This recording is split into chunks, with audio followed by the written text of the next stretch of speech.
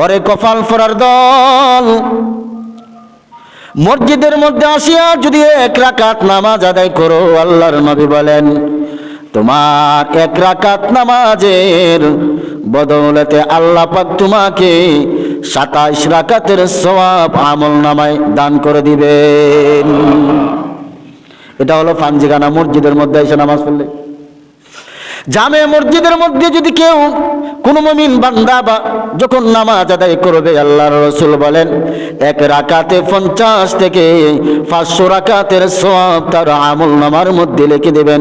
সুবহানাল্লাহ। এখন জামাতের জন্য শর্ত হলো আযান। জামাতের জন্য শর্ত আযান। আযান দেওয়া হইল সুন্নতে মুআক্কাদা। আর সুন্নতে মুআক্কাদার মানে কি? ওয়াজিবের কাছাকাছি। মসজিদের মধ্যে আযান দেওয়া হলো সুন্নতে মুআক্কাদা। এই সুন্নতে মুআক্কাদা আযান, এই আযানটা শুরু হয়েছিল হিজরির প্রথম বর্ষে। হিজরির প্রথম সনে আযানের সূচনা হয়। নবীজি হিজরত করেন মক্কা থেকে মদিনায়। মক্কি জিন্দেগিতে যতটা বৎসর নবীজি মক্কার মধ্যে থেকেছিলেন, তখন কিন্তু নামাজ এইভাবে প্রকাশ্যভাবে পড়া সম্ভব হয় নাই। ইসলামের প্রাথমিক যুগে নবীজি সাহাবায়ে কেরাম গোপনে গোপনে লুকাইয়া লুকাইয়া নামাজ পড়তেন। যেই মুহূর্তে হযরত ওমর রাদিয়াল্লাহু তাআলা আনহু ইসলাম গ্রহণ করলেন, ওমর বলেন ইয়া রাসূলুল্লাহ, ইয়া হাবিবাল্লাহ, আমি ওমর যেহেতু ইসলামের মধ্যে প্রবেশ করেছি নবী গো, আর লুকাইয়া নামাজ পড়তে হবে না।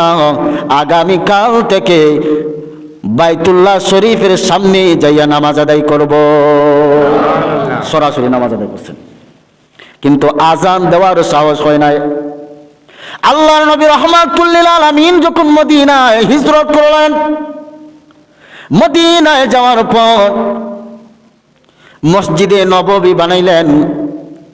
মসজিদে নববী বানানোর পর আল্লাহর নবী সমস্ত সাহাবীদেরকে ডাকলেন, ও সাহাবীরা, মসজিদে নববী নির্মাণ করলাম। মসজিদে নববীর মধ্যে সমস্ত সাহাবায়ে কেরাম নামাজ আদায় করবে, জামাতের সাথে নামাজ আদায় করবে। কিন্তু এখন প্রশ্ন হলো, সাহাবায়ে কেরামদেরকে, মুসলমানদেরকে নামাজের জামাতের জন্য যে একত্রিত করা হবে, এটা কোন শব্দ দ্বারা, কি দ্বারা তাদেরকে একত্রিত করা হবে? সাহাবায়ে কেরাম কেউ কেউ প্রস্তাব দিলেন, ইয়া রাসূলুল্লাহ, ইয়া হাবিবাল্লাহ, যখন জামাতের সময় হয়ে যাবে তখন নবী গো আগুন জ্বালিয়ে দেওয়া হোক। এই আগুন দেখে দেখেই মুসলমানেরা বুঝবে মনে হয় জামাতের সময় হয়ে গেছে। আগুন দেখে দেখে মসজিদে নববীর মধ্যে আসবে, জামাতের মধ্যে আসিয়া শামিল হবে। এটা হলো 1 নম্বরের প্রস্তাব। আর একজন বললেন, ইয়া রাসূলুল্লাহ, আমার প্রস্তাব হলো পতাকা উড়ানো হবে। যখন জামাতের সময় হবে, যখন আযানের সময় হবে, নামাজের সময় হবে, তখন পতাকা উড়ানো হবে। ওই পতাকা দেখিয়া মুসলমানরা বুঝবে যে জামাতের সময় হয়ে গেছে। 3 নম্বর প্রস্তাব হলো, ইয়া রাসূলুল্লাহ, আমার প্রস্তাব হলো আগুন জ্বালানো হবে, সিংহায় ফুঁক দেওয়ানো হবে। যখন জামাতের সময় হবে তখন সিংহার মধ্যে জোরে জোরে আওয়াজ দেওয়া হবে। ওই আওয়াজ শুনিয়া মুসলমানেরা বুঝতে পারবে যে জামাতের সময় হয়েছে, সবাই মসজিদে নববীর মধ্যে চলে আসবে।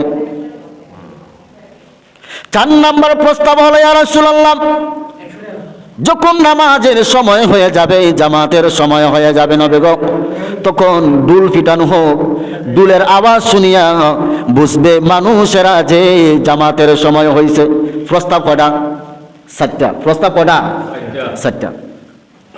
আল্লাহর নবী বলেন, হে সাহাবায়ে কেরাম, 1 নাম্বার প্রস্তাব দিয়েছো পতাকা উড়ানোর জন্য। সবাই তো আর পতাকার দিকে ছায়া থাকতো না, সবাই ছায়া থাকবে না, কোন সময় পতাকা উঠা। সাহাবায়ে কেরাম রে সেটা গ্রহণযোগ্য হয় না। আরেকটা প্রস্তাব হলো আগুন জ্বালানোর জন্য। না না, আগুন জ্বালানো যাবে না। কেননা মুশরিক কাফেররা তারা আগুন প্রজ্বলন করে তারা আগুনের পূজা করে, এই জন্য আগুনও জ্বালানো যাবে না।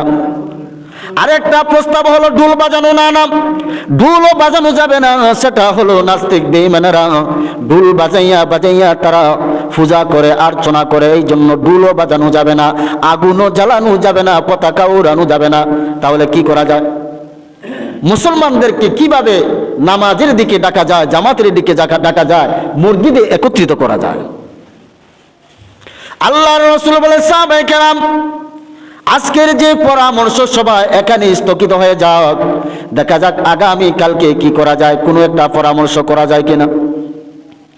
সাহাবায়ে কেরাম সবাই চলে গেলেন যার যার বাড়িতে। আল্লাহর নবী রাহমাতুল লিল আলামিন ওনার হুজরা মুবারকে চলে গেলেন। ওই দিন রাত্রবেলায় আব্দুল্লাহ ইবনে যায়েদ রাদিয়াল্লাহু তাআলা আনহু ঘুমের ঘরে স্বপ্নে দেখতেছেন। আব্দুল্লাহ ইবনে যায়েদ রাদিয়াল্লাহু তাআলা আনহু স্বপ্ন দেখেন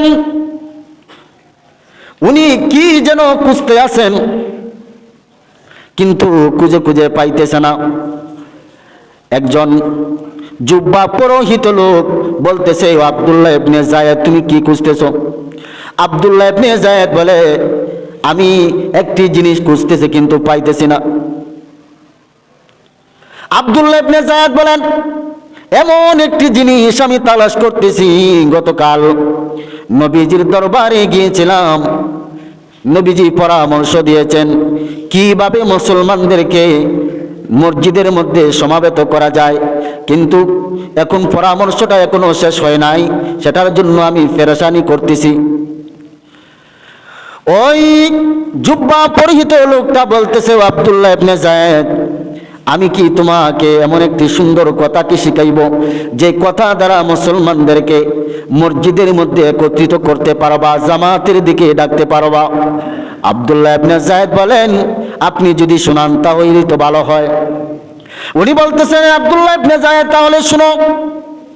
আল্লাহু আকবার, আল্লাহু আকবার, আল্লাহু আকবার, আল্লাহু আকবার, আশহাদু আল্লা ইলাহা ইল্লাল্লাহ, আশহাদু আল্লা ইলাহা ইল্লাল্লাহ। আমরা যেভাবে আজান দিই, আজানের কথাগুলো শিখাইলেন। আজানের কথাগুলো শিখাইয়া যখন ওই ব্যক্তিটা চলে গেল, আব্দুল্লাহ ইবনে যায়েদ সকালবেলা নবীজির দরবারে আসলেন। ইয়া রাসূলুল্লাহ, ইয়া হাবিবাল্লাহ, আজকে এমন একটা স্বপ্ন দেখলাম গো নবী, যেই স্বপ্নটা গতকালকে আমরা যে পরামর্শ করেছিলাম ওই পরামর্শ অনুযায়ী আজানের কিছু শব্দ আমাকে কে যেন শিক্ষা দেয়া গেছে। নবী গো যদি অনুমতি দেন তাহলে এই শব্দগুলো আপনার সামনে পেশ করতে পারি। আল্লাহর রাসূল বলেন, হে আব্দুল্লাহ ইবনে যায়েদ বলো তো দেখি সেই শব্দগুলা কি? হযরত আব্দুল্লাহ ইবনে যায়েদ রাদিয়াল্লাহু তাআলা আনহু আজানের শব্দগুলা নবীজির সামনে উচ্চারণ করতে লাগলেন। নবীজি শুনেই বলতেছে, আব্দুল্লাহ ইবনে যায়েদ এটাই হবে ভবিষ্যতের মুসলমানদের জন্য আজানের ধ্বনি। প্রত্যেক মসজিদে মসজিদে এই শব্দ দ্বারাই আজান হবে। সঙ্গে সঙ্গে আরো 14 জন সাহাবী, হযরত ওমর, হযরত আবু বকর দৌড়ে আসলেন। এইভাবে 14 জন সাহাবী দৌড়ে আসিয়া বলতেছেন, ইয়া রাসূলুল্লাহ, আমরাও তো আজকে রাত্রিতে একই স্বপ্ন দেখছি। আল্লাহর রাসূল বলেন, সাহাবায়ে কেরাম একটা কাজ করো, বিলাল কোথায় আছে? বিলালকে ডেকে আনো, কারণ বিলালের কণ্ঠ বড়, আওয়াজটা বড় সুন্দর, ওনার কণ্ঠটা আওয়াজটা অনেক দূর যায়। অতএব বিলালকে কোথায় আছে ডেকে আন। হযরত বিলাল রাদিয়াল্লাহু তাআলা আনহুকে ডেকে আনা হলো।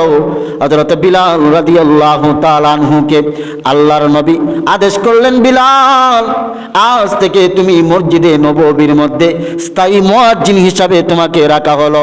আজ থেকে এই শব্দগুলো দিয়া তুমি আজান দিবা। বলেন সুবহানাল্লাহ। এই হলো আজানের প্রচলন। আন আব্দুল্লাহ ইবনে যায়েদ রাদিয়াল্লাহু তাআলা আনহু قال لما أصبحنا آتينا رسول الله صلى الله عليه وسلم আখবারতাহু বিররুইয়া ফাকালা ইন্না লি রুয়াতিন হাক্কিন ফাকাম মা বিলালিন। অতঃপর বিলাল রাদিয়াল্লাহু তাআলা আনহুকে ডাকা হলো। বিলাল আসলেন। বিলাল আসিয়া সর্বপ্রথম যে আজান দিয়েছিলেন সেই আজানটা কোথায় দিয়েছিলেন? মসজিদে নববী। সর্বপ্রথম আজান হয় মসজিদে নববীতে। কোন ওয়াক্তের আজান ছিল? সর্বপ্রথম কোন ওয়াক্তের আজান হয়েছিল? জোহরের নামাজের আজান। হযরত বিলাল সর্বপ্রথম আজান দেন। কোন মসজিদে সর্বপ্রথম আজান হয়েছিল? মসজিদে নববীর মধ্যে। আর কোন ওয়াক্তের আজান দিয়েছিল সর্বপ্রথম? জোহরের নামাজের ওয়াক্তে। এত গুণ কথাটা, জোহরের নামাজের ওয়াক্তে সর্বপ্রথম আজান হয়েছিল। ভাইরা বাবার আমার, হযরত বিলাল রাদিয়াল্লাহু তাআলা আনহু যখন স্থায়ী মুয়াজ্জিন হিসাবে উনি যখন মসজিদে নববীর মধ্যে আজান দেন, হযরত বিলালের আজান শুনিয়া সমস্ত সাহাবায়ে কেরাম মসজিদে নববীর মধ্যে জামাতের মধ্যে একত্রিত হতে লাগলেন। এই হলো আজানের প্রচলন। আপনি আমার মসজিদের মধ্যে আজান হয়, কিন্তু মুয়াজ্জিন যখন বলে হাইয়া আলাস সালাহ, নামাজের দিকে এসো, হাইয়া আলাল ফালাহ, কল্যাণের দিকে এসো, আমরা কিন্তু আজান শুনিয়াও মসজিদের মধ্যে আসতে পারি না।